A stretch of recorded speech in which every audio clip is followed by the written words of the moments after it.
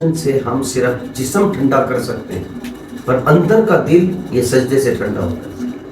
ہر مذہب میں سجدہ ہے، ہندوؤں کو دیکھ لو سجدہ کریں گے، کیونکہ پیشانی میں چند رگیں ہیں، یہ جب زمین سے ٹچ ہوتی ہیں نا تو یہاں سے ایک لہریں نکلتی ہیں جو دماغ سے ہو کر اس کے دل کو سکون پہنچاتی ہیں۔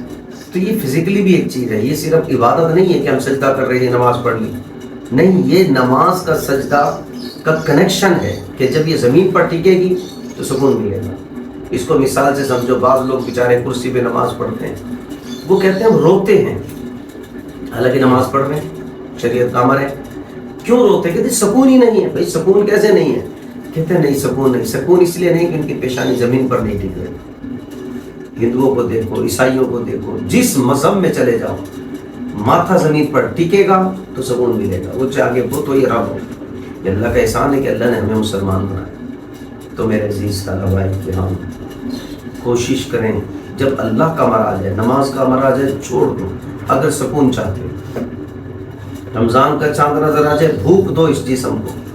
یہ آپ ابھی سائنس پڑھ لو گے، ہم نے تو جہاں جہاں ڈاکٹر سے ہمارے بیان ہوتا ہے وہ ہمیں